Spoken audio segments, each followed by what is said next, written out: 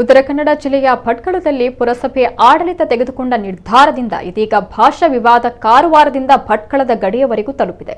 ಪುರಸಭಾ ಕಾರ್ಯಾಲಯದ ಕಟ್ಟಡದಲ್ಲಿ ಉರ್ದು ನಾಮಫಲಕ ಅಳವಡಿಸುವುದನ್ನು ವಿರೋಧಿಸಿ ಕನ್ನಡ ಹಾಗೂ ಹಿಂದೂ ಸಂಘಟನೆಗಳು ಪುರಸಭೆ ಕಚೇರಿಗೆ ಮುತ್ತಿಗೆ ಹಾಕಿ ಪ್ರತಿಭಟಿಸಿದವು. ಪುರಸಭೆ ಕಟ್ಟಡಕ್ಕೆ ಹೊಸದಾಗಿ ಬಣ್ಣ ಬಳಿದ ನಂತರ ಪುರಸಭೆ ಎದುರು ನಾಮಫಲಕವನ್ನು ಅಳವಡಿಸಲು ಗುತ್ತಿಗೆದಾರ ಸಿದ್ಧತೆಯನ್ನ ಮಾಡಿಕೊಂಡಿದ್ರು. ಕನ್ನಡ, ಇಂಗ್ಲಿಷ್ ನಂತರ ಉರ್ದು ಭಾಷೆಯಲ್ಲಿ ಪುರಸಭಾ ಕಾರ್ಯಾಲಯ ಭಟ್ಕಳ ಎಂಬ ನಾಮಫಲಕವನ್ನು ಅಳವಡಿಸಲಾಗುತ್ತಿತ್ತು.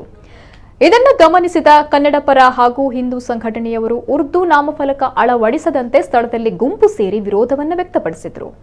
ಪೊಲೀಸರೆದುರೇ ಪ್ರತಿಭಟನಾಕಾರರು ನಾಮಫಲಕ ತೆರವು ಮಾಡುವಂತೆ ಪಟ್ಟು ಹಿಡಿದರು.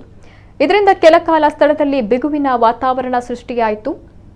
ಸ್ಥಳಕ್ಕೆ ಆಗಮಿಸಿದ ಪುರಸಭಾ ಅಧ್ಯಕ್ಷ ಪರ್ವೇಜ್ ಕಾನ್ಶಿಂಚಿ ಹಳೆಯ ಪುರಸಭೆ ಕಟ್ಟಡದಲ್ಲಿ ಪುರಸಭಾ ನಾಮಫಲಕವನ್ನ ಕನ್ನಡ, ಇಂಗ್ಲಿಷ್ ಹಾಗೂ ಉರ್ದು ಭಾಷೆಯಲ್ಲಿ ಬರೆಸಲಾಗಿತ್ತು. ಅದನ್ನೇ ಇಲ್ಲಿ ಅಳವಡಿಸಿದ್ದೇವೆ.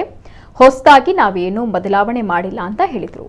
ಕನ್ನಡ, ಹಿಂದಿ, ಇಂಗ್ಲಿಷ್ ಬಿಟ್ಟು ಬೇರೆ ಭಾಷೆಗಳಿಗೆ ಆದ್ಯತೆ ಇಲ್ಲ. ಪ್ರಾದೇಶಿಕ ಭಾಷೆಗೆ ತಕ್ಕಂತೆ ನಾಮಫಲಕ ಅಳವಡಿಸಿದ್ರೆ 10 ಹಲವು ಭಾಷೆಗಳಿದ್ದು ಅವರೆಲ್ಲ ಭಾಷೆಗಳನ್ನು ಸರ್ಕಾರಿ ಕಚೇರಿಗಳಲ್ಲಿ ಅಳವಡಿಸಬೇಕಾಗುತ್ತೆ.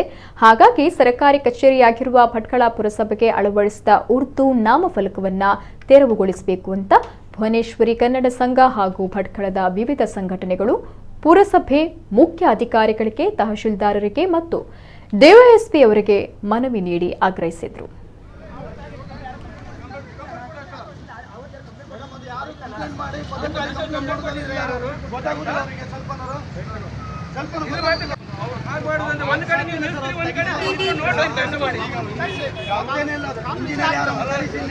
ಇಂಜಿನಿಯರ್ ಕರೆಸಿ